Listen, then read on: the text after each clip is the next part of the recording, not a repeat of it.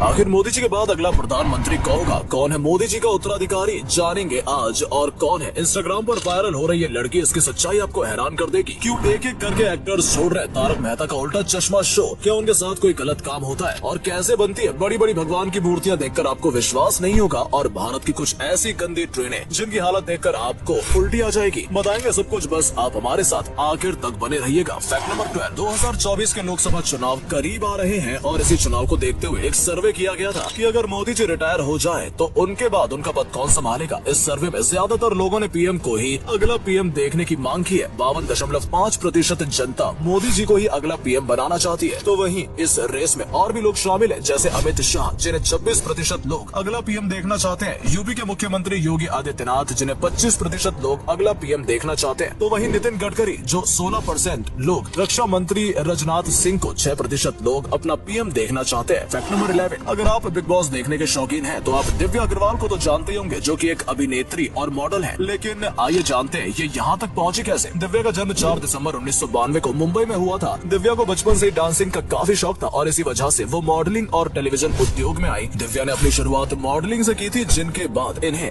MTV Splitsvilla season 10 में देखा गया था। हाल ही में ये दिव्या ने बिग बॉस OTT भी जीता था, जिसके बाद इनके इंस्टाग्राम पर फॉलोअर्स काफी स्पीड में बढ़ने लगे और अभी आए दिन अपनी ग्लैमरस तस्वीरें इंस्टाग्राम पर पोस्ट करती रहती हैं। फैक्ट नंबर 10, दोस्तों अगर आप भी तारक मेहता का उल्टा चश्मा शो देखते हैं तो आपको भी पुराने किरदार जैसे टप्पू, सोढ़ी, तारक मेहता, सोनू और दया बहन जैसे पुराने लोगों की कमी तो खलती ही होगी। लेकिन क्या आपको पता है कि आखिर क्यों इन लोगों ने इतने फेमस शो को छोड़ दिया? अगर बात करें दया बहन की, तो उनका इस शो को छोड़ने के पीछे कारण था उनके बच्चे। दया बहन ने उस समय एक बेटी को जन्म दिया था और वो उसके साथ ही समय बिताना चाहती थी और इसलिए उन्होंने इस शो को अलविदा कह दिया। वो वहीं दूसरे लोग इस शो से एक तरह से थक चुके थे और वो और जगह भी काम करना चाहते थे, इसलिए उन्होंने ये शो छोड़ दिया। फैक्ट नंबर 9, आपने भगवानों की बड़ी बड़ी मूर्तियां तो जरूर देखी ही होंगी, लेकिन आज हम आपको बताएंगे कि इन मूर्तियों को बनाया कैसे जाता है। सबसे पहले सीमेंट और पानी का एक मिश्रण बनाया जाता है, जिसे पहले से ही तैयार किए मूर्ति के खोल में डाल दिया जाता है। फिर इस मूर्ति के खोल को भरने के लिए इसमें सूखी घास को सीमेंट में भिगोकर भर दिया जाता है और फिर मूर्ति के खोल पर लोहे की छड़ें लाइन से रखकर उस पर ऊपर से सीमेंट की परत से मूर्ति के खोल को ढक दिया जाता है और फिर उसके ऊपर से घास को सीमेंट में भिगोकर जगह जगह लगा दिया जाता है। सारा सीमेंट सूखने के बाद मूर्ति तैयार हो जाती है। फैक्ट नंबर 1, हाल ही में ही मारुति ने थार से टक्कर लेने के लिए अपनी 5 डोर मारुति जिम्नी लॉन्च कर दी है, जिसके बाद लोगों का ये कहना है कि ये थार का मार्केट खराब कर देगी। लेकिन क्या सच में ऐसा है? आइए देखते हैं। मारुति जिम्नी भले ही प्राइस, लुक और फीचर्स में थार से बेहतर है, लेकिन वो थार की क्वालिटी का सामना नहीं कर पाएगी। जहाँ थार आपको डीजल और पेट्रोल दोनों में देखने को मिल जाती है, तो वहीं जिम्नी आपको सिर्फ पेट्रोल में देखने को मिलेगी। थार और जिम्नी में सबसे बड़ा फर्क दोनों के वजन का है। थार का वजन 1783 किलोग्राम है, जबकि जिम्नी का वजन 1110 किलोग्राम है। तो वहीं सुरक्षा के मामले में भी थार जिम्नी से कहीं आगे है। फैक्ट नंबर 7, वैसे तो हर कोई चाय तो जरूरी पीता होगा, लेकिन ज्यादातर लोग वहीं एक तरह की सिंपल चाय बनाते हैं, लेकिन चाय में ये 1-2 चीज डालने से आपकी चाय अमृत बन जाएगी, जो आपके स्वास्थ्य के लिए भी बहुत फायदेमंद होगी। सबसे पहले आपको पानी लेना है और उसमें चीनी नहीं बल्कि गुड़ डालना है। गुड़ आपके पाचन के लिए भी अच्छा होता है। फिर उसमें आपको क्रश करी हुई अदरक डालनी है। अदरक डालने के बाद आपको 2 से 3 हरी इलायची और एक दालचीनी डाल देनी है, जो आपके स्वास्थ्य के लिए बहुत लाभकारी होती है। और फिर आपको उसमें उबला हुआ गर्म दूध डालना है और आपकी हेल्दी चाय रेडी हो जाएगी। फैक्ट नंबर 6, जहां भारत को पूरी दुनिया में एक हेल्दी और इम्यून देश के रूप में देखा जाता था, तो वहीं इन दिनों भारत में कैंसर जैसी बीमारी काफी देखने को मिल रही है। अमेरिका के जाने माने कैंसर रोग विशेषज्ञ ने ये चेतावनी दी है कि आने वाले समय में भारत को कैंसर जैसी घातक बीमारियों की सुनामी झेलनी पड़ सकती है, जिसके जो मुख्य कारण है वो है ग्लोबलाइजेशन, बढ़ती अर्थव्यवस्था, बूढ़ी हो रही जनसंख्या और